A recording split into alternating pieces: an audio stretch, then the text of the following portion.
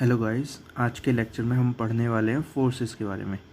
आपको last lecture में हमने वेक्टर्स के बारे में पढ़ाया था और आज के लेक्चर में हम पढ़ेंगे आपको फोर्सेस के बारे में। और आज का लेक्चर सिर्फ इंट्रोडक्शन है। फोर्स की डेफिनेशन क्या होती है, कौन कौन सी टाइप्स की फ़ोर्स हम क्वेश्चंस में यूज़ करने वाले हैं, क्वेश्चंस में कौन कौन सी टाइप की फ़ोर्स आपको मिलने वाली हैं उसके बारे में। एंड देन फिर हम तो आज के इंट्रोडक्शन के चैप्टर में हम पढ़ेंगे सबसे पहले डेफिनेशन ऑफ फोर्स, कि फ़ोर्स की डेफिनेशन होती क्या है, ये फ़ोर्स होती क्या है। ये फ़ोर्स की डेफिनेशन ही बहुत इंपॉर्टेंट होती है। अगर आपको इसको अच्छे से समझना हो तो मतलब इसको अच्छे से समझना होता है ताकि हम आगे क्वेश्चन सॉल्व कर सकें। देन सेकंड हम पढ़ेंगे कि टाइप्स ऑफ फोर्स जो कि हम क्वेश्चंस में यूज़ करने वाले हैं बेस्ड ऑन क्वेश्चंस, जो कि आगे प्रॉब्लम्स आएंगी, न्यूमेरिकल्स आएंगे, तो उन न्यूमेरिकल्स में किस किस टाइप की फ़ोर्स से हमें मुलाकात होगी, किस किस टाइप्स की फ़ोर्स से हम मिलेंगे, तो उनके बारे में मैं आपको बताऊंगा। यहाँ पे भी मतलब ये ज़्यादा डिटेल में नहीं बताऊंगा, शॉर्ट डिटेल में बताऊंगा, उनका नाम बताऊंगा, मतलब उनकी बेसिक चीज़ बताऊंगा। बाद में उन्हें डिटेल में करके आगे क्वेश्चन सॉल्व करेंगे। देन फिर थर्ड पढ़ेंगे कि हम इक्विलिब्रियम में कोई पार्टिकल, इक्विलिब्रियम पार्टिकल, एक पार्टिकल है जो कि इक्विलिब्रियम में, तो इस पे हम उसका एनालिसिस करेंगे। फोर्स एनालिसिस है ना, फोर्सेस को एनालाइज करेंगे।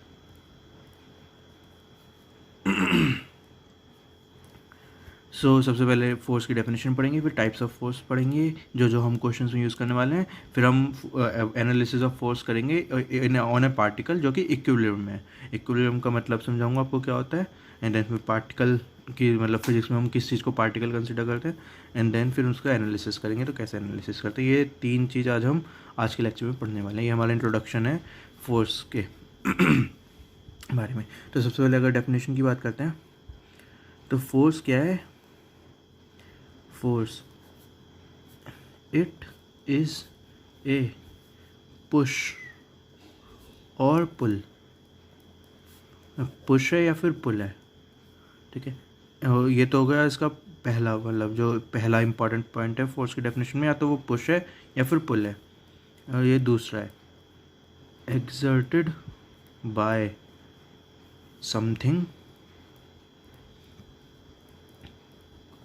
ऑन समथिंग एल्स, ठीक है। ये एक्सर्टेड बाय ऑन समथिंग, ये इसके दूसरी, अगर इसका पहला इंपॉर्टेंट पॉइंट है तो इसका दूसरा इंपॉर्टेंट पॉइंट है डेफिनेशन का, और ये तीसरा इंपॉर्टेंट पॉइंट है डेफिनेशन का। तो फोर्स क्या है, सबसे पहला सिंपल डेफिनेशन होती है पुश या फिर पुल है, खींचना या फिर धक्का देना, है ना। पुश का मतलब किसी को पुश करना, किसी को धक्का देना टाइप, और पुल का मतलब किसी को खींचना अपनी तरफ, या तो वो धक्का देती है, दूर करती है, या फिर खींचती है अपनी तरफ। तो पुश या फिर पुल है। उसके आगे के इंपॉर्टेंट है एक्सर्टेड बाय, किसी के द्वारा लगती है, कोई धक्का देता है ना। कोई भी उस फोर्स को अप्लाई लगाता है, या तो कोई धक्का देता है या फिर कोई खींचता है। वो जो कोई है मतलब वो exerted by on something else, किसी चीज़ पे लगती है। कि अगर कोई इंसान एक बॉक्स रखा है, उसे पुश कर रहा है, तो क्या हुआ, इसके अगर तीन इंपॉर्टेंट पॉइंट को है कि पुश जो फोर्स है वो कि यहाँ पे क्या हुई। अगर अगर हम ये लेते हैं कि एक इंसान है और ये इस डब्बे को इधर की साइड पुश कर रहा है ना, ये सरफेस है, तो ये इंसान इस डब्बे को इस डायरेक्शन में पुश कर रहा है। तो अगर हम फोर्स की डेफिनेशन लेंगे तो इसमें तीन इंपॉर्टेंट पॉइंट है जो कि हमें दिखने चाहिए। सबसे पहला इंपॉर्टेंट पॉइंट है कि पुश हो रहा है, पुश हो रहा है, तो उससे हमें डायरेक्शन का पता चलता है, राइट, कि किस डायरेक्शन में फोर्स लग रही है, इस डायरेक्शन में फोर्स लग रही है, right, okay. Then exerted by, हमें पता चलना चाहिए कि कौन लगा रहा है, तो हमें पता है ये इंसान जो है ये लगा रहा है। एक्सर्टेड बाय, एक्सर्टेड बाय, कौन लगा रहा है हमें पता होना चाहिए फोर्स को। जब भी हम क्वेश्चंस को, जब ये चीज़ जब तक क्लियर नहीं होगी कि कौन फोर्स को लगा रहा है, तो जब आप क्वेश्चन सॉल्व करोगे तो बड़ा कन्फ्यूजन आता है कि यार लगा कौन रहा है। मतलब बच्चे इस चीज़ को समझे बिना ही क्वेश्चन सॉल्व करने लगते हैं कि उन्हें ये नहीं पता होता कौन फोर्स लगा रहा है, और वो जब आगे क्वेश्चन सॉल्व करते हैं तो बड़ा कन्फ्यूजन हो जाता है कि ये तो पता नहीं कौन लगा रहा है और क्वेश्चन सॉल्व कर रहा है। तो अब ये पता होना चाहिए जब भी आप क्वेश्चन देखोगे कौन फोर्स लगा रहा है। और फिर ऑन समथिंग एल्स, किस पे लग रही है, तो हमें पता है ये ऑन समथिंग, ऑन बॉक्स, यहाँ पे किस पे लग रही है फोर्स, ये भी पता होना चाहिए। तो यहाँ पे तीन चीज़ हो गई जो हमें पता होना चाहिए, कि पुश हो रहा है, एक इंसान लगा रहा है एक्सर्टेड बाय, और एक बॉक्स पे लग रही है ऑन बॉक्स। तो फोर्स की डेफिनेशन ये तीनों, फोर्स की डेफिनेशन में ये तीनों चीज़ इंपॉर्टेंट है कि क्या हो रहा है, पुश या फिर पुल, कौन लगा रहा है एक्सर्टेड बाय, और किस पे लगा रहा है। कौन लगा रहा है और किस पे लगा रहा है, ये वाली चीज़ इंसान जनरली, जो लोग हैं, बच्चे हैं, वो भूल जाते हैं, उसे खा जाते हैं डेफिनेशन को, बस वहाँ तक याद रखते हैं कि it is a push and pull. लेकिन नहीं, सिर्फ पुश एंड पुल तक ही याद नहीं रखना, क्योंकि ये बहुत इंपॉर्टेंट है, एक्सर्टेड बाय और ऑन समथिंग, कौन लगा रहा है और किस पे लगा रहा है। ये क्वेश्चन बहुत इंपॉर्टेंट है। जब हम क्वेश्चन सॉल्व करते हैं, अगर ये क्वेश्चन आपके दिमाग में क्लियर नहीं है कि कौन लगा रहा है और किस पे लगा रहा है, तो क्वेश्चंस में गलती होने के चांसेस बढ़ जाते हैं। फिर आप समझने के बेसिस, समझ के नहीं करते उस क्वेश्चन को, रट्टा मार के करते हो उस क्वेश्चन को। और फिजिक्स के क्वेश्चन रट्टा मार के नहीं होते, केमिस्ट्री नहीं है, केमिस्ट्री में तो रट्टा मार के फिर भी बहुत सारी चीज़ें हो जाती है। फिजिक्स के क्वेश्चन में जब तक आपको कॉन्सेप्ट क्लियर नहीं है बिल्कुल बहुत अच्छे से, जब तक आपको उसके बेसिक्स बहुत अच्छे से क्लियर नहीं है, तो आप फिजिक्स के ट्रिकी क्वेश्चन कर ही नहीं सकते। क्योंकि वही आसान क्वेश्चन में तो आप फिर भी एक बार को रट्टा मार के कर लोगे, लेकिन जहाँ पे वो थोड़ा सा ट्रिक डालेंगे वहाँ पे आप कंफ्यूज हो जाओगे, क्योंकि आपके बेसिक्स क्लियर नहीं है। तो ये फोर्स का सबसे बेसिक चीज़ है कि push and pull, exerted by और on something else. Okay, so ये हमारी फोर्स की डेफिनेशन थी।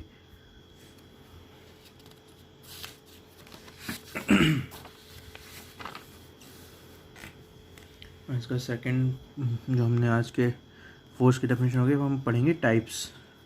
इसमें आपको अभी डिटेल में नहीं बताऊंगा, थोड़ा ऊपर ऊपर से बताऊंगा, सरफेस से। Types of force. और ये टाइप्स ऑफ फोर्स ये नहीं है जो कि एक एनसीईआरटी में, जैसे आपने अगर पढ़ा होगा फिजिक्स की जो एनसीईआरटी वाली बुक है, तो उसमें टाइप्स ऑफ फोर्स अलग दे रखी हैं कि ग्रेविटेशनल फोर्स और आपकी magnetic force, something like that. वो 4 फोर्सेस दे रखी हैं जो कि बेसिक फोर्सेस होती हैं, जो कि नेचर में होती हैं। मैं उन फोर्सेस की बात नहीं कर रहा, यहाँ पे मैं टाइप्स ऑफ फोर्स की जो बातें कर रहा हूँ वो मैं उन फोर्सेस की बात कर रहा हूँ जो कि हम क्वेश्चंस में यूज़ करेंगे, ठीक है ना। सबसे ज़्यादा मतलब जो क्वेश्चंस में आपको यूज़ होती हैं वो फोर्सेस, कि कौन को, जब भी आप क्वेश्चन सॉल्व करोगे, जब भी आप एफवीडी बनाओगे, एफवीडी क्या होता है अभी आपको बाद में बताऊंगा, मैं फ्री बॉडी डायग्राम कहता हूँ उसे। तो जब भी आप फ्री बॉडी डायग्राम बनाते हो क्वेश्चन सॉल्व करने के लिए, तो ये इन फोर्सेस ही जनरली आती हैं क्वेश्चंस में, तो मैं उसके बेसिस पे कह रहा हूँ। तो सबसे पहली फोर्स है हमारी वेट, जो कि हम क्वेश्चंस में बहुत ज़्यादा आती है। तो वेट क्या है? वेट है ग्रेविटेशनल फोर्स, ग्रेविटेशनल फोर्स, जो कि ये फोर्स है, ये किस रूप में? पुल के रूप में है। तो ग्रेविटेशनल पुल किसके द्वारा लगती है? ये बाय अर्थ, अर्थ लगाता है। किस पे लगती है? ऑन अ बॉडी, किसी भी बॉडी पे लगती है जिसका, उसके पास कुछ मास होना चाहिए m। ओके, बॉडी का मास होगा m, जब भी फोर्स लगेगी ग्रेविटेशनल वाली। अगर मास ही नहीं होगा तो मतलब कोई मतलब ही नहीं ना। अगर मास नहीं है तो ग्रेविटेशनल फोर्स मास के बेसिस पे लगती है ना। तो ग्रेविटेशनल फोर्स का अगर आपको सबको पता होगा, ग्रेविटेशनल फोर्स अगर हम कैपिटल जी से रिप्रेजेंट करते हैं तो उस तो मतलब कैपिटल जी से नहीं, gravitational force like F G से रिप्रेजेंट करते हैं कि फोर्स ऑफ ग्रेविटेशनल फोर्स। तो अगर आपको ये इसका बड़ा फॉर्मूला पता नहीं कितने लोगों को पता है, ये होता है इसका बड़ा फॉर्मूला, कि कोई भी जो 2 ऑब्जेक्ट्स होते हैं, अगर उनका मास m1 है और m2 है, तो कोई भी ऑब्जेक्ट जिनमें मास होता है वो आपस में अट्रैक्ट करते हैं। ये ग्रेविटेशनल, ठीक है ना, ये ग्रेविटेशनल फोर्स है। और लाइक ये थ्योरी टाइप है कि 2 ऑब्जेक्ट्स होते हैं जिसमें मास होता है, वो आपस में अट्रैक्ट करते हैं एक दूसरे को, और जो फोर्स कहलाते हैं, जिस फोर्स से वो अट्रैक्ट करते हैं, वो इस फॉर्मूले से निकलते हैं, Gm1 into M2 upon r²। यहाँ पे जो r होती है वो डिस्टेंस होती है। ओके, ये वाला जो फॉर्मूला है लेकिन नोट में है, यहाँ पे यूज़ नहीं कर रहे। यहाँ पे तो हम वेट के बारे में बात करें। तो मैंने आपको वैसे ही बता दिया ग्रेविटेशनल फोर्स होती कौन सी है। ग्रेविटेशनल फोर्स वो होती है जो कि m1 और m2, जो भी 2 ऑब्जेक्ट्स मास में आपस में एक दूसरे पे लगाते हैं और उनके बीच की r डिस्टेंस होती है, तो ये होती है। तो यहाँ पे क्या इंपॉर्टेंट है, यहाँ पे हम बात करें वेट की। तो वेट कौन सी ग्रेविटेशनल फोर्स है? जो कि अर्थ लगाती है किसी ऑब्जेक्ट पे। यहाँ पे मतलब जब हम क्वेश्चन सॉल्व करते हैं तो जनरली अर्थ हमारी किसी भी मास का, अगर एक बॉडी है, जैसे ये हम लेते हैं है ना, ये हम लेते हैं, ये हमारी सरफेस मान लेते हैं इसे, और ये हमारा एक डिब्बा रखा हुआ है सरफेस पे, और इस डिब्बे का मास m है। तो इस डिब्बे पे, ओके, ये अर्थ है। सरफेस का मतलब नीचे अर्थ होगी ना, ऑफ कोर्स सरफेस है मान लो तो नीचे अर्थ है। तो इस डिब्बे पे क्या होगा? एक फोर्स लग रही होगी नीचे की साइड, अर्थ की साइड पुल हो रही होगी। जो अर्थ है वो इस डिब्बे पे एक नीचे की साइड फोर्स लगा रहा है, पुल कर रहा है उस डिब्बे को, और जो वो फोर्स होगी वो mg के इक्वल होती है। जो वेट, उस फोर्स का नाम है वेट, और उसका जो वो है mg। किस किस को बात समझ में आई, वेट की डेफिनेशन किस किस को समझ में आई। सबसे पहले फोर्स की डेफिनेशन जाते हैं। तो क्या है, पुल है, कौन लगाता है, अर्थ लगाता है, किस पे लगाता है, एक बॉडी पे लगाता है जिसका मास m है। ओके, वेट क्या है, एक पुल वाली फोर्स है जो कि अर्थ लगाती है, किसी बॉडी पे लगाती है जिसका मास m है। और ये आपको मैंने एग्जांपल लेके सिखा दिया कि अगर इसका ये एक ऑब्जेक्ट है जिसका मास, ये एक बॉडी है जिसका मास m है, तो जो अर्थ है वो इस ऑब्जेक्ट पे, बॉडी पे, पार्टिकल पे नीचे की साइड फोर्स लगा रही है, पुल कर रही है उसे नीचे की साइड, और जो उसका पुल का जो मैग्नीट्यूड है वो mg के बराबर है, W = mg, वेयर g क्या है, acceleration due to gravity, acceleration due to gravity, इसे हम लेते हैं 9.81 मीटर पर सेकेंड स्क्वायर, या फिर अप्रॉक्सीमेट कई बार 10 मीटर पर सेकेंड स्क्वायर पे ले लेते हैं। ओके, ये जी की वैल्यू होती है, और एम क्या है, मास। जो वेट लगता है उसके लिए मास होना इंपॉर्टेंट है। अगर किसी ऑब्जेक्ट में, बॉडी में वेट, मास ही नहीं होगा तो उस पर कोई वेट भी नहीं लगेगा। अगर मास 0 होगा तो वेट भी 0 हो जाएगा, देख ही रहा है आपको यहाँ से। ओके, सो ये हमने क्या पढ़ा, पहली फोर्स के बारे में पढ़ा जो कि वेट थी, जो कि काफ़ी क्वेश्चंस में यूज़ होगी, काफ़ी क्या, मैक्सिमम हर एक क्वेश्चंस में वेट वाली फोर्स तो यूज़ होती है। तो ये हमने पढ़ लिया, लेकिन ये ध्यान रखना है कि ये जो वेट वाली फोर्स है ये कौन लगाता है, अर्थ लगाती है भाई, अर्थ लगती है। और किस पे लगती है, एक बॉडी पे लगती है। और इसी के साथ एक और चीज़ आपको करवा देते हैं कि कई बार क्या होता है, बच्चे यहाँ पे कंफ्यूज हो जाते हैं रिएक्शन फोर्स में। आपको पता होगा ना, न्यूटन्स का थर्ड लॉ क्या कहता है कि for every force there is an equal and opposite force. कोई भी अगर फोर्स लगती है तो उसके अपोजिट और इक्वल एक और फोर्स होती है। क्या कहता है वो, जैसे ये अगर ये है कि अगर आपका ये इसी को लेते हैं, ये अगर आपका m मास का ऑब्जेक्ट है और ये आपकी अर्थ है, राइट, आपकी अर्थ है, तो मैंने अभी आपको बताया अर्थ जो है इस m मास के ऑब्जेक्ट पे एक फोर्स लगाती है, राइट, और उस फोर्स का जो नाम होता है उसे वेट कहते हैं, W, और वो किससे रिप्रेजेंट होते हैं, mg से रिप्रेजेंट होते हैं। तो जो अर्थ है m पे एक फोर्स लगा रही है और उसे mg से रिप्रेजेंट करते हैं, वेयर जो m है वो इसका मास होगा, राइट। तो न्यूटन्स के थर्ड लॉ के हिसाब से एक फोर्स अर्थ पे भी लग रही होगी जो कि इस फोर्स के इक्वल और अपोजिट होगी, उसका नाम भी W ही होगा। ओके, ये बात किस किस को समझ में आती है कि अगर अर्थ इस ऑब्जेक्ट पे एक फोर्स लगा रही है जिसका नाम W लिया है हमने, वेट लिया है, और उसकी मैग्नीट्यूड m/g है, तो जो ये बॉक्स इस अर्थ पे भी एक फोर्स लगा रहा होगा जो कि इक्वल एंड अपोजिट होगी। सो अगर वो ये अर्थ इस ऑब्जेक्ट पे ऐसे इधर की साइड लगा रही है तो जो ये ऑब्जेक्ट है वो अर्थ पे इधर की साइड लगाएगा, और उसका जो मैग्नीट्यूड होगा वो W ही होगा, क्योंकि इक्वल एंड अपोजिट फोर्सेज होती हैं थर्ड न्यूटन के थर्ड लॉ के हिसाब से। सो ये बात सबको समझ में आई। अब बस डिफरेंस क्या होता है, जब हम क्वेश्चन सॉल्व करते हैं तो जब हम अर्थ को कंसिडर नहीं करते, क्योंकि अर्थ पे लाइक ये W फोर्स अगर लग भी रही होगी तो W मतलब अर्थ के बेसिस पे, क्योंकि अर्थ का मास तो भाई बहुत बड़ा है। जो अर्थ का मास अगर कुछ कैपिटल M ले लेते हैं तो अर्थ का मास बहुत बड़ा है, तो अर्थ पे जो ये W फोर्स लग रही होगी इतने बड़े मास पे तो कुछ खास फर्क नहीं पड़ेगा। अब प्लस हम क्वेश्चंस में जब सिस्टम को कंसिडर करते हैं, सिस्टम क्या होता है आपको बाद में बताऊंगा, लेकिन बेसिकली जब हम क्वेश्चन सॉल्व करते हैं तो हम अर्थ को लाइक, क्योंकि अर्थ पे इतनी छोटी छोटी फोर्सेज लग रही होती है, कुछ फ़र्क नहीं पड़ रहा होता है इस W फोर्स का, लेकिन लगती है। इंपॉर्टेंट ये नहीं है कि उसका कुछ फ़र्क पड़ रहा है नहीं पड़ रहा, इंपॉर्टेंट ये है कि आपको बैकग्राउंड में क्लियर होना चाहिए कि जब अर्थ इस M वाले ब्लॉक पे एक फोर्स लगा रही है जिसका नाम W है, जिसे हम वेट कहते हैं, तो एक इक्वल एंड अपोजिट फोर्स ये ब्लॉक लगाएगा अर्थ पर, ठीक है। इसलिए मैंने इंपॉर्टेंट कहा था कि फोर्स की चीज़ में 3 इंपॉर्टेंट होती है, कि पुश और पुल वाली चीज़ इंपॉर्टेंट होती है, बाई किस कौन लगा रहा है, और किस पे लग रही है, ये 3 चीज़ इंपॉर्टेंट होती है। तो अगर इस डब्बे की बात करेंगे तो इस डब्बे पे एक पुल वाली फोर्स लग रही है नीचे की साइड, अर्थ लगा रही है, ठीक है, पुल लग रही है, अर्थ लगा रही है, और बॉक्स पे लग रही है। ओके, ये इस डब्बे के लिए इन 3 क्वेश्चंस का 3 आंसर है। और जब हम इस अर्थ वाले की बात करेंगे तो जो अर्थ पे भी क्या हो रहा है, पुल ही हो रहा है अर्थ पे भी, लाइक जो ये M मास का जो ऑब्जेक्ट है ये अर्थ को अपनी तरफ पुल कर रहा है, तो जो ये वाला ऑब्जेक्ट है ये अर्थ पे एक पुल फोर्स लगा रहा है। कौन लगा रहा है, बॉक्स लगा रहा है, by the box on the earth. ठीक है, ये 3 क्वेश्चंस हर एक, जब हम क्वेश्चन सॉल्व करें तो ये आपको ये 3 क्वेश्चंस का आंसर क्लियर होना चाहिए हमेशा। भले ही हम बैकग्राउंड में इसे इस W फोर्स जो अर्थ पे लग रही है उसे नेग्लेक्ट कर देते हैं क्योंकि उसका कुछ खास रोल नहीं होता क्वेश्चन सॉल्व करने में एंड वगैरह वगैरह, लेकिन आपको थ्योरी क्लियर होनी चाहिए कि लग रही है वो फोर्स, भले ही हम उसे यूज़ नहीं कर रहे, भले ही हमें उसका कुछ काम नहीं है, लेकिन आपको पीछे बैकग्राउंड में थ्योरी क्लियर होनी चाहिए। क्योंकि कई बार बच्चे क्या करते हैं, अभी हम जो अगली फोर्स के बारे में बात करेंगे उसे नॉर्मल फोर्स कहते हैं, जो हम सेकंड टाइप की फोर्स का करेंगे। पहली टाइप हमने वेट बात करी ना, दूसरी टाइप नॉर्मल फोर्स है। तो बच्चे इस नॉर्मल फोर्स को रिएक्शन फोर्स से बहुत ज़्यादा कई बार क्या करते थे, कंफ्यूज कर देते हैं। तो वो समझ नहीं पाते कि रिएक्शन फोर्स क्यों लग रही है, नॉर्मल फोर्स क्यों लग रही है। तो ये ध्यान रखना है कि नॉर्मल फोर्स और रिएक्शन फोर्स का थोड़ा डिफरेंस है वो। तो अभी हम बताएंगे नॉर्मल क्या होता है और क्यों कंफ्यूज करते हैं बच्चे। लेकिन अभी आपको ये इंपॉर्टेंट है कि वेट की बात कर रहा हूँ, जो अगर जो अर्थ है, वेट मैंने क्या कहा, एक फोर्स है जो कि अर्थ लगाती है एक डिब्बे पे लगाती है, ठीक है। It's a pull by earth on box, okay. And because Newton's का थर्ड लॉ कहता है for every force there is an equal and opposite reaction, तो for every action there is an equal and opposite reaction, sorry.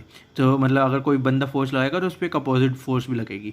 तो same ये मैं आपको यहाँ पे शो करना चाह रहा हूँ कि अगर ये अर्थ इस ऑब्जेक्ट पे बॉक्स पे फोर्स लगा रही है, पुल की फोर्स लगा रही है बाई अर्थ ऑन बॉक्स, तो ये जो बॉक्स है वो भी अर्थ पे एक फोर्स लगा रहा है, वो भी पुल की फोर्स है क्योंकि वो अपनी तरफ खींच रही है। पुल और पुश कैसे हम समझते हैं कि वो अपनी तरफ खींच रही है तो पुल कर रही है, अपने दूर धक्का दे रही है तो पुश कर रही है।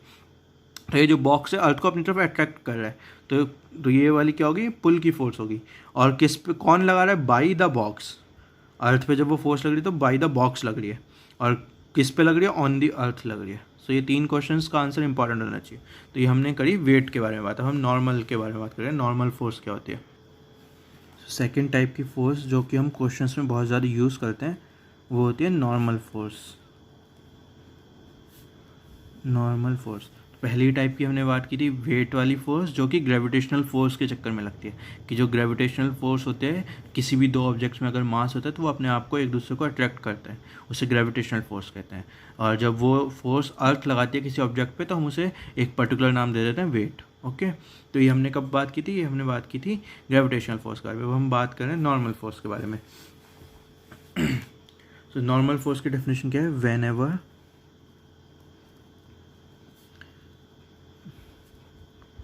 two bodies are kept in contact,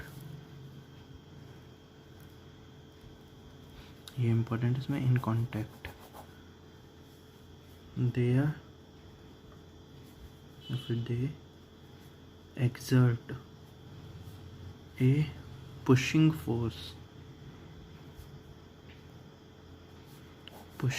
important है,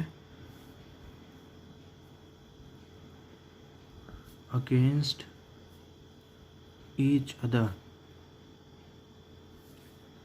इन ऑर्डर टू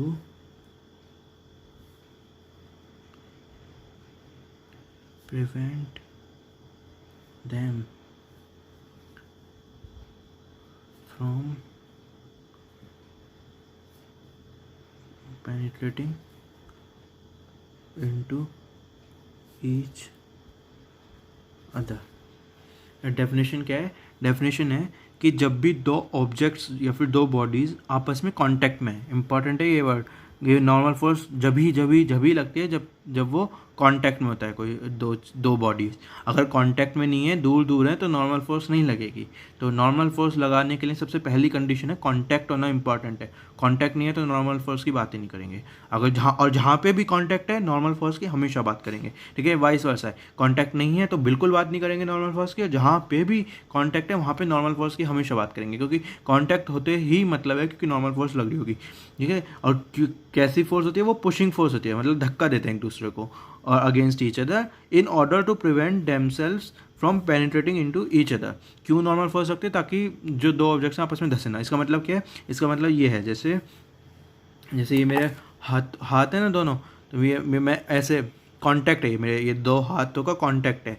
ओके, लेकिन ये मेरे हाथ एक दूसरे के अंदर जा नहीं रहे ना, ये मेरी फिंगर से जब मैं ये ऐसे फिंगर टच कर रहा हूँ अंदर, जब मैं ऐसे अगर कोशिश भी कर रहा हूँ तो ये मेरी फिंगर इस दूसरी फिंगर के अंदर तो नहीं चली गई ना, क्या, क्योंकि ये रुकी हुई है। क्योंकि जब मैं ऐसे करने की कोशिश कर रहा हूँ, जब यहाँ पे एक नॉर्मल फोर्स लग रही है, तो यहाँ पे एक कांटेक्ट हो रहा है मेरी फिंगर्स के बीच में, तो एक फोर्स लग रही है जो कि नॉर्मल फोर्स है। वो नॉर्मल फोर्स क्या कर रही है, इन दोनों को आपस में पेनिट्रेट नहीं होने दे रही, मतलब ये दोनों ये नहीं कि वो आपस में अंदर, मतलब अंदर नहीं जाने दे रही।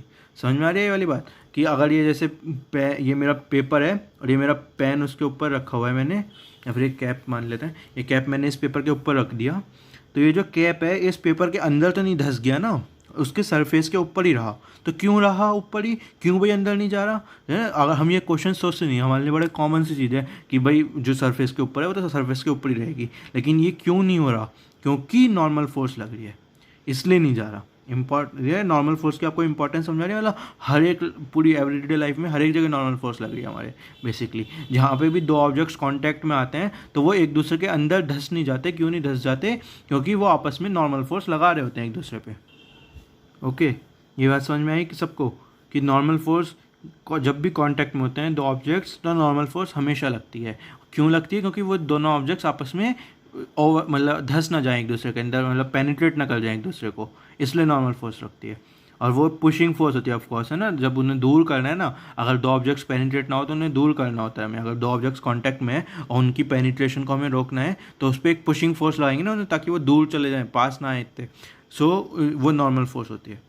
So whenever two bodies are in contact, are kept in contact, they exert a pushing force against each other in order to prevent them from penetrating into each other.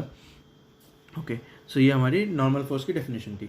अब इसके कुछ नॉर्मल फोर्सेस के example लेते हैं। जैसे सबसे पहला example जो हमने लास्ट उसमें लिया था, अभी वेट के एग्जांपल में ये लेते हैं। ये एक सरफेस है, राइट, सरफेस को नीचे ऐसे करके डायग्राम में बनाते हैं, और ये उसके ऊपर एक बॉक्स रखा हुआ है, इसका जो मास है वो m है।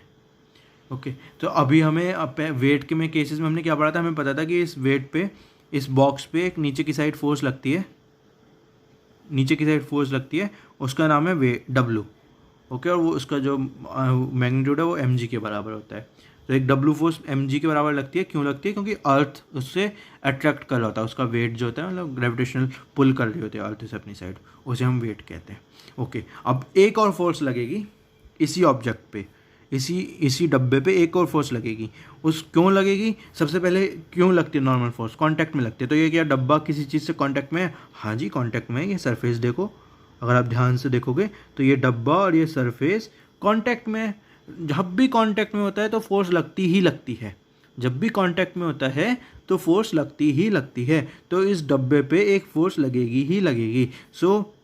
और फोर्स का नेचर क्या होगा? नॉर्मल फोर्स का नेचर क्या था? पुशिंग।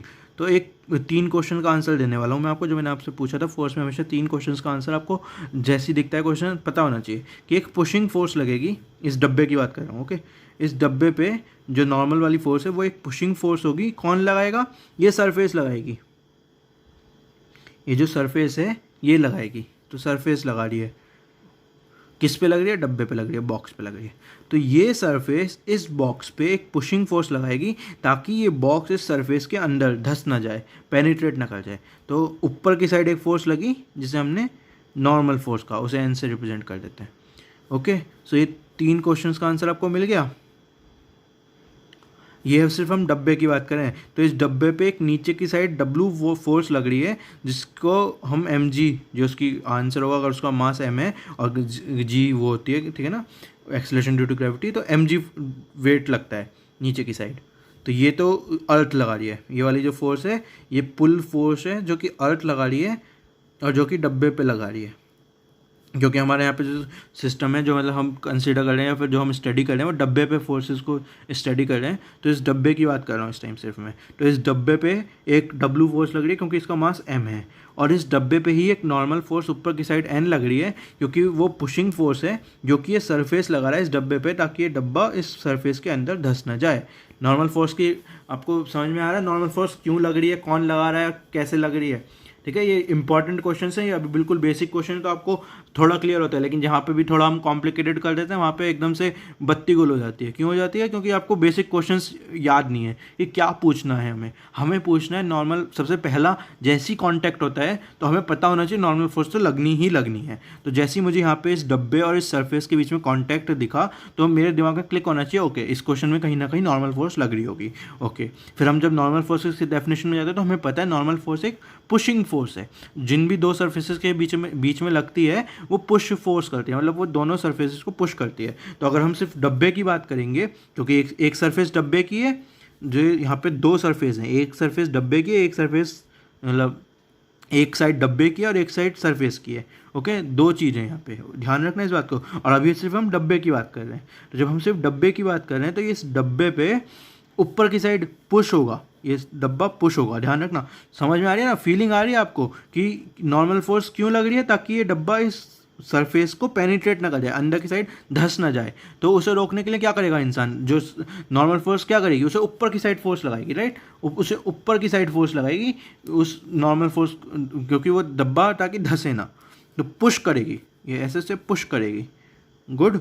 तो नॉर्मल फोर्स की हमें डायरेक्शन पता चलती है इस वाली चीज़ से, तो हमें डायरेक्शन पता चलती है नॉर्मल फोर्स किस डायरेक्शन में लग रही है। It is always perpendicular to the surface.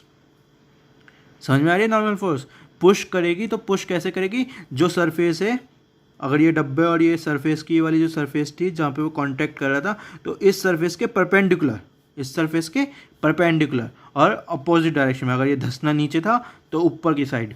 Okay, सो हमें क्या क्या पता चल गया? हमें पता चल गया कि नॉर्मल फोर्स का पुश हो रहा है, हमें पता चल गया इसकी सरफेस कौन लगा रहा है, बाई वाला क्वेश्चन इंपॉर्टेंट होता है। तो यहाँ पे नॉर्मल फोर्स कौन लगा रहा है? ये सरफेस लगा रही है भाई, ध्यान रखना, ये सरफेस इस डिब्बे पे नॉर्मल फोर्स लगा रही है ताकि जो डब्बा है वो सरफेस के अंदर धंस ना जाए।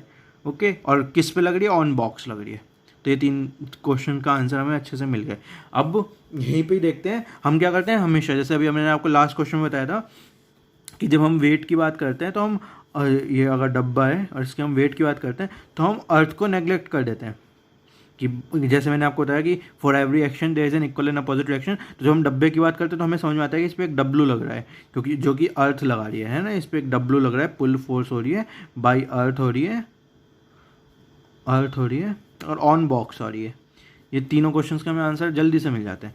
और फिर हमें पता होता है कि for every action there is an equal and opposite reaction. इसका मतलब है कि अगर ये अर्थ इस डब्बे पे एक फोर्स लगा रही है डब्लू, तो ये डब्बा भी एक अर्थ पे फोर्स लगा रहा होगा डब्लू, है ना। ये भी पुल की फोर्स होगी, डब्बा अपनी तरफ अर्थ को खींच रहा होगा, बाय बॉक्स लगा रहा होगा ऑन अर्थ। तो ये मैंने डब्लू वाले के केस में बात की थी। ऐसी जब हम नॉर्मल वाले के केस में बात करते हैं, ये डब्बा है जैसे, तो हमें पता है ये जो सरफेस है इस डब्बे पे एक नॉर्मल फोर्स लगा रही है ऊपर की साइड, राइट। तो जो ये सरफेस है इस पर भी एक फोर्स लग रही होगी नीचे की साइड, जो कि नॉर्मल ही होगी। ओके, ये बात समझ में आती है कि सबको नहीं आती? ये सरफेस को मतलब मैं कहीं पे भी रिप्रेजेंट करता हूँ, मैंने ये ढल लगाया तो इसका मतलब ये नहीं है कि मतलब ये यहीं से लग रही है, तो ताकि बच्चे बॉक्स से को कन्फ्यूज ना कर जाए, इसलिए मैं यहीं पे लगा देता हूँ, ये नॉर्मल फोर्स से हटा देता हूँ। लेकिन ये समझ जाना, ये वाली जो नॉर्मल फोर्स लगाई है मैंने, ये सरफेस, अगर मतलब यहाँ पर थोड़ा सा गैप दिखाता हूँ, है नहीं गैप, ध्यान रखना, ये दिखा रहा हूँ उसमें है नहीं।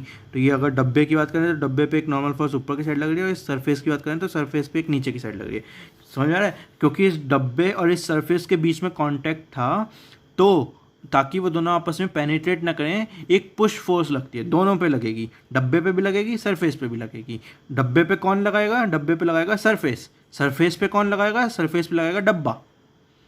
ओके, और जो उनका मैग्नीट्यूड होगा वो सेम होगा, नॉर्मल के इक्वल होगा। और यही मतलब थर्ड लॉ को भी यही करता है, for every action there is an equal and opposite reaction. तो कहीं से भी ले सकते हो इस बात को। ओके, सो इस बॉक्स की बात करेंगे तो बॉक्स पे एक पुश की फोर्स लगेगी, और ये पुश की फोर्स कहते हैं परपेंडिकुलर टू दी सरफेस होती है। ये वाला पॉइंट भी इंपॉर्टेंट नॉर्मल फोर्स में, कि परपेंडिकुलर होती है वो सरफेस के, हमेशा सरफेस के परपेंडिकुलर लगती है नॉर्मल फोर्स। जब भी कांटेक्ट में आता है तो लगती है, और जो कांटेक्ट में जो सरफेस होती है उस सरफेस के परपेंडिकुलर लगती है। तो नॉर्मल फोर्स में 2 इंपॉर्टेंट चीज़ें, सबसे पहला पॉइंट है कि जब भी कांटेक्ट में आएगा तो नॉर्मल फोर्स लगेगी, और जो फोर्स लगेगी उसकी जो डायरेक्शन होगी वो होगी perpendicular to the contracted contacted surface, जो कि सरफेस कांटेक्ट में है उसके परपेंडिकुलर होगी। नॉर्मल फोर्स की इंपॉर्टेंट डायरेक्शन है, कांटेक्ट पे लगती है और परपेंडिकुलर लगती है, और मतलब एक थर्ड भी कर लो, और पुश वाली फोर्स होती है। ओके, तो यहाँ पे आपको अब समझ में आ गया ना, नॉर्मल फोर्स में मैंने आपको जो जो समझाना चाहा था वो आपको समझ में आना चाहिए। इसलिए इस बच्चे को यहाँ पे कन्फ्यूजन इसलिए होता है कि वो रिएक्शन फोर्स और नॉर्मल फोर्स को कई बार मतलब इग्नोर टाइप कर देते हैं, भूल जाते हैं क्यों लग रही है, क्या लग रही है। तो अब आपको मैंने बता दिया नॉर्मल फोर्स कौन लगाता है। नॉर्मल फोर्स यहाँ पे ये सरफेस लगा रही है, इस डब्बे पे लगा रही है। ओके, क्यों लगा रही है? ताकि पेनिट्रेट ना हो। कौन लगा रही है, क्यों लगा रही है? ताकि पेनिट्रेट ना हो। कैसे लगा रही है? पुश करके लगा रही है, पेनिट्रेशन रोकनी है तो पुश करना पड़ेगा, उसे दूर ले जाना पड़ेगा। ओके, एंड देन कौन लगा रहा है? सरफेस लगा रहा है डब्बे पे। ओके, और किस पे लग रही है? डब्बे पे लग रही है। सरफेस लगा रहा है, डब्बे पे लगा रहा है। इस वाले नॉर्मल फोर्स की बात करें। सिमिलरली इधर की बात करेंगे, जो कि हम क्वेश्चंस में कंसिडर नहीं करते, क्योंकि क्वेश्चंस में तो सिर्फ हमें इस डब्बे का डायनेमिक्स निकालना होता है, इस डब्बे की एनालिसिस करनी होती है। तो हम क्वेश्चंस में जनरली ये वाली जो सरफेस पे जो फोर्सेज लग रही है उन्हें हम कंसिडर ही नहीं करते भाई, क्योंकि सरफेस तो कहीं जाने की नहीं है ना। सरफेस पे तो और भी बहुत सारी फोर्सेज लग रही होती हैं, तो उनको हम कैलकुलेट नहीं करते। सरफेस की हम बात नहीं करते हैं, हम जो सिस्टम में लेते हैं सिर्फ डब्बे की बात करते हैं। तो हम जनरली ये वाली चीज़ को नेग्लेक्ट कर देते हैं, क्योंकि हम यूज़ नहीं करते तो हम उसके बारे में ज़्यादा सोचते भी नहीं है। तो क्या होता है, उससे क्वेश्चन तो सॉल्व हो जाएंगे लेकिन आपके बेसिक्स क्लियर नहीं रहेंगे। तो आपको एटलीस्ट पता होना चाहिए कि हो क्या रहा है बैकग्राउंड में, यूज़ नहीं किया, क्यों यूज़ नहीं किया, ये पता होना चाहिए आपको। तो यहाँ पे हमने ये सरफेस है और ये डब्बा है, तो क्यों फोर्स लगी? क्योंकि आपस में कांटेक्ट में थे। सबसे इंपॉर्टेंट क्वेश्चन है ना, सबसे इंपॉर्टेंट पार्ट कि फोर्स लग क्यों रही है नॉर्मल वाली? क्योंकि आपस में वो कांटेक्ट में थे, तो हमने भाई नॉर्मल फोर्स तो लगनी है ताकि वो आपस में पेनिट्रेट ना कर जाएं। ओके, सो कैसे पेनिट्रेशन को रोकेंगे? भाई पुश करके रोकेंगे। एक दूसरे को पुश कर दो तो पेनिट्रेशन रुक जाएगी। ओके, ये बात भी हमें समझ में आती है जी। अब तो हमने पुश कर दिया, अब हमें किस डायरेक्शन में लगानी है? तो मैंने बोला कि जो सरफेस जो कॉन्टैक्ट में है उसके परपेंडिकुलर डायरेक्शन में लगती है जी नॉर्मल फोर्स। तो ये सरफेस अगर कॉन्टैक्ट में थी तो इसके परपेंडिकुलर डायरेक्शन में लगती है नॉर्मल फोर्स। ओके जी, थर्ड पॉइंट भी क्लियर हो गया, डायरेक्शन भी क्लियर हो गई। अब क्या क्लियर करना है कि कौन लगा रहा है और किस पे लगा रहा है। तो मतलब ये वाली जो डब्बे पे फोर्स लग रही है, तो ये तो हमें पता चला किस पे लग रही है, डब्बे पे लग रही है। लगा कौन रहा है? तो याद रखना सरफेस लगा रही है। ओके, सरफेस लगा रही है वो फोर्स। और सिमिलरली अगर हम इस वाले सरफेस को कंसिडर करेंगे तो सरफेस पे भी जो एक ये नॉर्मल फोर्स लग रही होगी वो डब्बा लगा रहा होगा, पुश की फोर्स से लगा रहा होगा, परपेंडिकुलर डायरेक्शन में ही होगी सरफेस के। ओके, एंड देन मतलब इक्वल एंड अपोजिट होगी, जो इसकी एन की क्वांटिटी है वही इस एन की क्वांटिटी होगी। जनरली क्वेश्चंस में हम सरफेस को क्लियर, क्योंकि जनरली क्वेश्चंस में हम सरफेस को कंसिडर नहीं करते तो हम भूल जाते हैं कैसे करना है। लेकिन किसी किसी क्वेश्चन में हमें सरफेस भी कंसिडर करनी पड़ती है, जिसका जैसे कि एक एग्जांपल ये है कि ये एम ये, तो यहाँ पे एक नॉर्मल फोर्स अगर आपको दिख रहा होगा, अभी हमें क्वेश्चन सॉल्व नहीं कर रहा, बस मैं आपको बता रहा हूँ। ये वाला क्वेश्चन थोड़ा टिपिकल क्वेश्चन है, हार्ड क्वेश्चन है, तो हम आगे सॉल्व करेंगे। तो ये तो मैंने आपको एक जल्दी से एक एग्जांपल ले दिया कि अगर कुछ ऐसा चीज़ है और मान लो फ्रिक्शन कुछ नहीं है, अभी फ्रिक्शन क्या होती है वो थर्ड फोर्स है, आगे बताऊँगा। मान लो फ्रिक्शन कुछ नहीं है, तो ये कुछ ऐसा डायग्राम है। तो अगर आप देखोगे ये एक सरफेस है, ओके, और ये एक बॉक्स है एम कैपिटल वाला, तो इसकी ये दोनों सरफेस क्या कर रही है? कॉन्टैक्ट में है। तो हमें पता है यहाँ पे कुछ ऊपर और नीचे N1 और N2। N1 क्या है? सॉरी, N1 और N1 ही।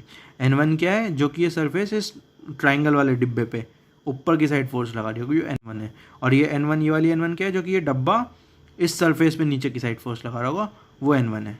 ओके, समझ में आ रही है ना ये वाली बात? ये N1 कौन सा N1 है? जो कि सरफेस डब्बे पे लगा रही होगी, और ये N1 कौन सा N1 है? जो कि डब्बा सरफेस पे लगा रहा होगा।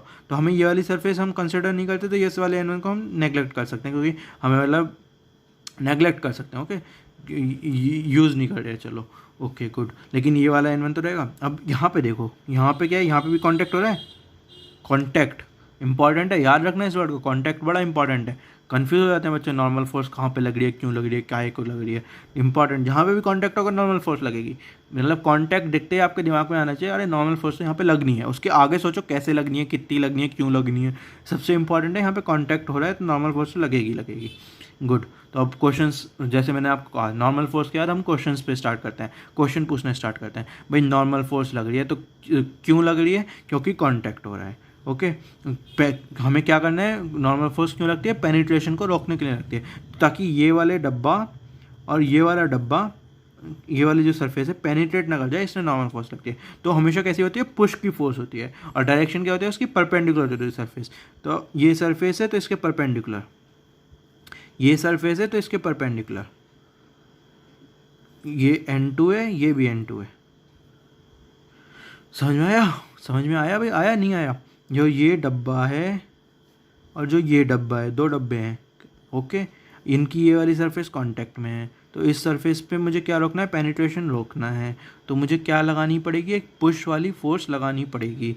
जो पुश वाली फोर्स की जो डायरेक्शन होती है वो इस सरफेस के परपेंडिकुलर होती है, तो पुश और परपेंडिकुलर, ओके। तो मुझे पता, और फिर किस पे लग रही है, अगर इस स्मॉल एम की बात करता हूँ मैं, तो स्मॉल एम पे लग रही है, और कौन लगा रहा है, कैपिटल एम वाला डब्बा लगा रहा है। तो स्मॉल एम पे कैपिटल एम वाला डब्बा इस सरफेस पे कांटेक्ट होने की वजह से, ताकि वो पेनिट्रेट ना करें, एक परपेंडिकुलर फोर्स लगती है जिसका नाम N2 है, नॉर्मल फोर्स है। सिमिलरली इसे आप एक्शन रिएक्शन वाले एंगल से भी कर सकते हो, या फिर इससे भी कर सकते हो कि जो पुश फोर्स लगती है जितनी वो ऊपर की साइड लगेगी उतनी ही नीचे की साइड भी लगेगी। किस पे लगेगी नीचे की साइड, इस बड़े वाले डिब्बे पे, ओके। तो ये वाली फोर्स है, ये वाली जो फोर्स आ रही है ये किस पे लग रही है, ये भी कि भाई ये दो सरफेस कांटेक्ट में ना, तो एक सरफेस पे ऊपर की साइड लगती है और एक सरफेस पे नीचे की साइड लगती है, ओके। ये वाली सरफेस कांटेक्ट में और ये वाली दो सरफेस कांटेक्ट में।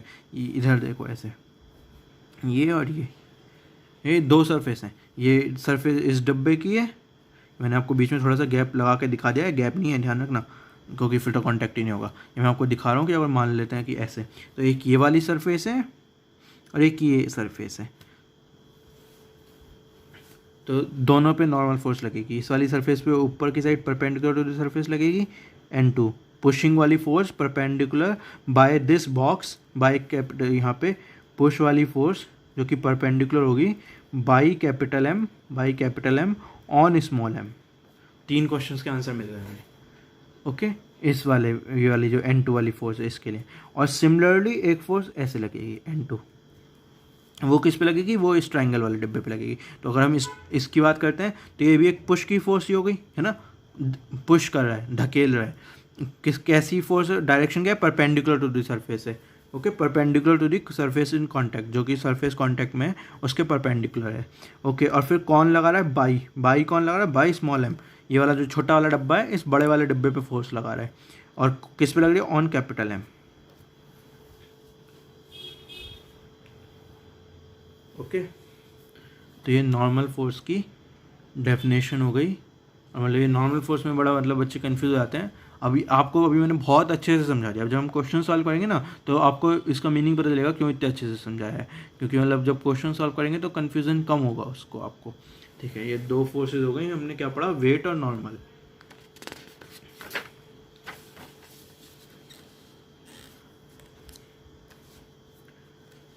थर्ड और फोर्थ वाली फोर्स को अभी छोटे में पढ़ते हैं, ज़्यादा हार्ड भी नहीं है वैसे। नॉर्मल वाली फोर्स को आज मैं आपको अच्छे से समझाना चाह रहा था।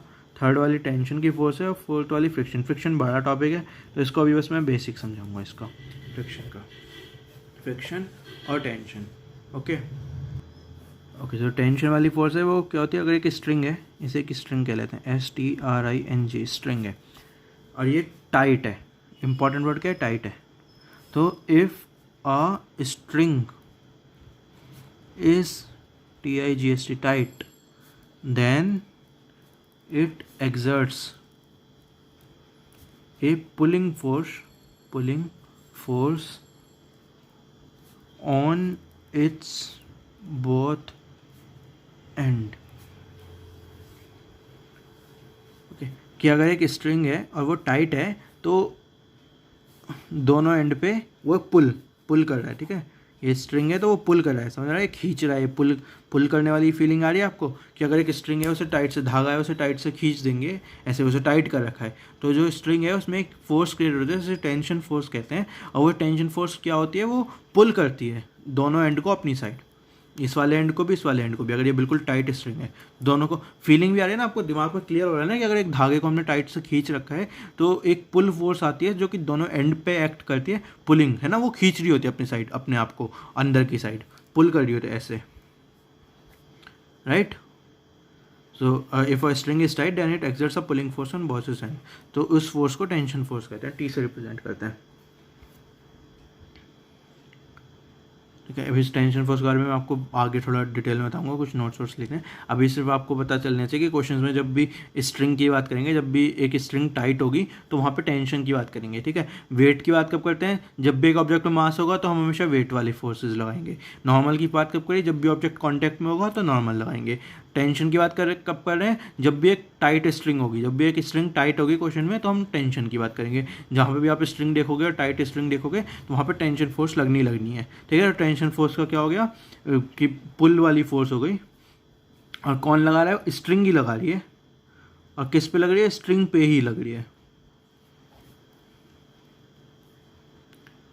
ठीक है ना। ये थोड़ा सा कन्फ्यूजन वाला पार्ट है, के बाद में आपको समझा दूंगा। लेकिन आप जो धागा है वो लाइक धागा ही अपने आप पे लगाता है ना टेंशन फोर्स। अगर आप देखोगे कि धागा मतलब धागा पूरा नहीं है, धागे के ये सोचो धागा बहुत छोटे छोटे पीसेज में लाइक बटा हुआ है।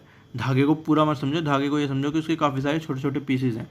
तो आपको तो फिर बाय मतलब एक पार्ट लगाता है कि अगर मतलब इस छोटे से यहाँ की बात कर रहा हूँ अगर मैं, तो जो इसके कोने वाला होगा वो लगा रहा होगा इस पर टेंशन फोर्स, राइट। नहीं तो आया, या फिर मतलब ऐसे देखो, ये धागा है, इसे मैं ऐसे 1 2 3, तो ये 4 पार्ट हैं धागे के। ये वाला एंड पार्ट है, ये वाला कोई 1 पार्ट है, ये 2 पार्ट है, और ये वाला एंड पार्ट है, ओके। तो क्या हो रहा होगा, जो ये वाला एंड पार्ट पे ये 1 वाला पार्ट इधर की साइड एक टेंशन फोर्स लगा रहा होगा, ओके। सिमिलरली इस वाले एंड पार्ट पे जो ये सेकंड वाला पार्ट है वो इधर की साइड एक टेंशन फोर्स लगा रहा होगा। जो ये 1 वाला है, 1 वाला, इस पर भी टेंशन फोर्स लग रही होगी। कहाँ कहाँ लग रही होगी, एक तो जो ये एंड वाला पार्ट है ये इक्वल एंड अपोजिट फोर्स इधर लगा रहा होगा, और एक जो ये 2 वाला पार्ट है वो ऐसी, ये अगर ये T1 मान लेते हैं इसे, ये अगर वैसे अगर वेट इक्वल है तो T सेम रहता है पूरे धागे में, तो ये T इधर है, ऐसी एक T इधर होगा, और ऐसी एक जो 2 पे, ये 1 की बात हो गई, 1 पे ये 2 फोर्सेज लग रही होंगी, एंड पे सिर्फ ये वाली फोर्स लग रही होगी, इस वाले एंड पे सिर्फ ये वाली फोर्स लग रही होगी, और इस वाले 2 पे एक ये वाली फोर्स लग रही होगी और एक ये वाली फोर्स लग रही होगी। ये 2 की फोर्सेज है, ओके। अभी इस वाले पार्ट को स्किप कर देते हैं, ये बाद में आपको समझाऊंगा मैं क्या किया मैंने। ये हार्ड नहीं है लेकिन थोड़ा सा कॉम्प्लिकेटेड है, अभी मैं डेफिनेट उससे अच्छे से मतलब डीप में जाना नहीं चाह रहा। टेंशन फोर्स होती है जो कि स्ट्रिंग लगाता है। अभी आप बस ये समझो, जब भी एक टाइट स्ट्रिंग की बात करेंगे तो पुल की फोर्स लगती है, स्ट्रिंग लगाता है और स्ट्रिंग पे ही लगती है। अभी आप ये समझ लो, आगे आपको डीप में बाद में समझाऊंगा टेंशन फोर्स, ओके। और जो फ्रिक्शन फोर्स है, फ्रिक्शन फोर्स क्या है, फ्रिक्शन फोर्स है एक अपोजिंग फोर्स, पुश भी हो सकती है पुल भी हो सकती है, तो बोथ पुश या फिर पुल, ठीक है। ये पुश या फिर पुल दोनों हो सकती है, अभी हमें पता नहीं क्या होगी, लेकिन अपोजिंग है। अपोजिंग किसको कर रही है, अपोज करती है, ये मोशन को अपोज नहीं करती, मोशन को अपोज नहीं करती, स्लाइडिंग को अपोज करती है। समझ में आता है मोशन और स्लाइडिंग के बीच में डिफरेंस क्या है। मोशन तो लाइक ऑब्जेक्ट आगे पीछे चल रहा है, ठीक है ना, तो मोशन हो सकता है, लेकिन स्लाइडिंग क्या होता है, स्लाइडिंग होता है फिसलना, ये फिसल रही है, जैसे फिसल रही है, ये मोशन है। अगर मैं जैसे इसे अच्छे से रोल कर रहा हूँ, अगर ये रोल हो रहा है, पेन फिसल नहीं रहा लेकिन रोल हो रहा है, तो आपको फिसलने और रोलिंग के बीच में समझ में आ रहा है ना अंतर, कि अगर मोशन हो रहा है, अगर इंसान एक चल रहा है तो मतलब चलने में तो नहीं, चलने में तो स्लाइडिंग भी होती है एक तरीके से, लेकिन मोशन मतलब अगर स्लाइडिंग नहीं हो रही तो सिर्फ चल रहा है इंसान, ओके, तो वो मोशन है। तो जब चलता है ना इंसान तो भी फ्रिक्शन फोर्स लगती है, लेकिन वो मोशन को नहीं रोकती, स्लाइडिंग को रोकती है। जो हमारा पैर और जो ज़मीन है उसके बीच में जो स्लाइडिंग होने वाली होती है उसे रोकती है फ्रिक्शन फोर्स। तो friction force is an opposing force जो कि अपोज करती है स्लाइडिंग को, नॉट मोशन, स्लाइडिंग को अपोज करती है, ओके। तो हमें पता चल गया ना कि फ्रिक्शन फोर्स के बारे में। अगर हम फ्रिक्शन फोर्सेस के बारे में अगर हम क्वेश्चन पूछेंगे तो 3 क्वेश्चन जो पूछेंगे, तो अगर ये जैसे ऐसे लेते हैं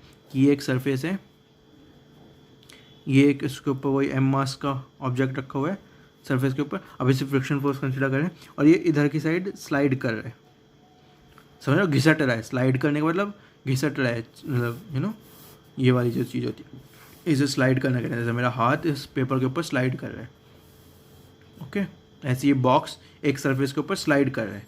तो जब भी कोई ऑब्जेक्ट, जब भी 2 सरफेसेस के बीच में ये होती है, स्लाइडिंग होती है, कोई भी ऑब्जेक्ट जब स्लाइड करता है, फिर कभी भी 2 ऑब्जेक्ट के बीच में क्या होती है, स्लिपिंग टाइप होती है, स्लाइडिंग होती है या फिर स्लिपिंग होती है तो जब भी दो ऑब्जेक्ट के बीच में, दो सरफेसेस के बीच में, तो फ्रिक्शन फोर्स लगता है। ओके, तो फ्रिक्शन फोर्स लगता है। तो तो जो फ्रिक्शन फोर्स होता है वो एक अपोजिंग नेचर का होता है, जो कि स्लाइडिंग को अपोजिंग करता है, अपोज करता है स्लाइडिंग को। ओके, और कौन लगाता है? अगर इस डब्बे की बात करते हैं जैसे यहाँ पे, तो इस डब्बे पे, क्योंकि ये डब्बा इधर की साइड जा रहा है, तो इसकी जो ये वाली सरफेस है वो इस सरफेस के साथ स्लाइड कर रही है, तो मुझे स्लाइड रोकना है। तो ये डब्बे की ये वाली जो नीचे वाली सरफेस है वो इधर की साइड जा रही है ना, तो जो फ्रिक्शन फोर्स होगी इसके अपोजिट डायरेक्शन में लगेगी, एक एफ फोर्स। तो बाई लगी, किसके द्वारा लगी? इस सरफेस के द्वारा लगी, जो नीचे वाली सरफेस थी सबसे, इस सरफेस के द्वारा लगी। ओके, और जो इसकी डायरेक्शन में लगी वो किस डायरेक्शन में लगी? अपोजिंग डायरेक्शन में, अपोजिंग ऑफ द स्लाइडिंग की डायरेक्शन में। गुड। और ऑन किस पे लगी? डब्बे पे लगी, ऑन बॉक्स। तो ये वाली जो एफ वाली फोर्स थी इसके ये होगा। और एक सिमिलरली जो इस सरफेस की बात करेंगे, जो कि जनरली हम क्वेश्चन में नहीं लेते अगर सिर्फ सरफेस होता है, लेकिन कहीं कहीं लेना भी पड़ता है। इस सरफेस पे भी एक यहाँ पे एक ऐसे एफ फोर्स लगेगी, जो कि जब आप देखोगे स्लिपिंग कैसे हो रही है? स्लिपिंग हो रही है, जो ये ऊपर वाली सरफेस है वो आगे की साइड चल रही है, और जो ये वाली सरफेस है नीचे वाली वो रेस्ट पे है एक तरीके से। तो अगर ऊपर वाली सरफेस पे मैं क्या पीछे की साइड फोर्स लगाऊंगा स्लिपिंग रोकने के लिए, और नीचे वाली सरफेस पे मैं लगाऊंगा कहाँ? आगे की साइड लगाऊंगा। ये दो तरीके से आ सकता है। आगे की साइड क्यों लग रही है? एक तो अपोजिट एंड इक्वल वाले फैक्टर्स आ सकता है कि for every action there is an equal and opposite reaction. तो अगर डब्बे पे पीछे की साइड फोर्स लग रही है तो सरफेस पे आगे की साइड लगेगी। एक कहाँ से आ सकता है? एक ही आ सकता है कि मुझे क्या करना है, मुझे ये दो है ना, इनके बीच में स्लिपिंग हो रही है, ऐसे स्लिपिंग हो रही है। ये अगर दो सरफेसेस हैं, अगर मान लो ये वाली मेरी पहली सरफेस रेस्ट पे और ये दूसरी सरफेस ऐसे आगे की साइड जा रही है, स्लिपिंग कर रही है। अब मुझे स्लिपिंग को रोकना है, तो एक तो मैं क्या करता हूँ, ये वाला जो हाथ है मेरा जो कि आगे की साइड स्लिप कर रहा है, इस पर कोई पीछे की साइड फोर्स लगा देता हूँ, ताकि वो आगे जाना हार्ड हो जाए, उसके जा ना पाए, राइट। अगर मैं पीछे की साइड एक फोर्स लगाऊंगा तो वो आगे स्लिप नहीं हो पाएगा। तो इस डब्बे पे एक पीछे की साइड जो फोर्स लग रही है, फ्रिक्शन फोर्स लग रही है, ताकि स्लिपिंग ना हो पाए। एक काम और कर सकता हूँ, मैं इस नीचे वाली सरफेस पे आगे की साइड फोर्स लगा सकता हूँ, ताकि अगर मेरा ये सरफेस ऐसे स्लिपिंग होने की कोशिश करे तो मेरा ये हाथ भी आगे की साइड चल जाए, तो स्लिपिंग नहीं होगी ना। अगर मेरी नीचे वाली सरफेस और ये ऊपर वाली सरफेस दोनों एक ही डायरेक्शन में चलती जाएंगी तो उसके बीच में स्लिपिंग नहीं होगी, तो मैं नीचे वाली सरफेस पे आगे की साइड फोर्स लगा सकता हूँ। तो ये मेरी फ्रिक्शन फोर्स है। ठीक है, अभी मैंने ये भी डीप में नहीं समझाया, बेसिक में समझाऊँ, आगे आपको और अच्छे से समझाऊंगा। तो अभी हमने आज क्या क्या पढ़ा? आज के लेक्चर में हमने दो चीज़ पढ़ी, एक तो फोर्स की डेफिनेशन पढ़ी और एक 4 तरीके की फोर्सेस पढ़ी जो कि हम क्वेश्चंस में यूज़ करेंगे। वेट वाली फोर्स, नॉर्मल वाली फोर्स, टेंशन वाली फोर्स और फ्रिक्शन वाली फोर्स। इसके बारे में हमने बेसिक में पढ़ा। नॉर्मल वाला मैंने थोड़ा आपको अच्छे से समझा दिया था, क्योंकि वो अभी हम अगले क्लास में लेक्चर्स में क्वेश्चंस में यूज़ करेंगे। टेंशन और फ्रिक्शन वाले अभी आपको और अच्छे से आगे के लेक्चर्स में समझाऊँगा। Thank you.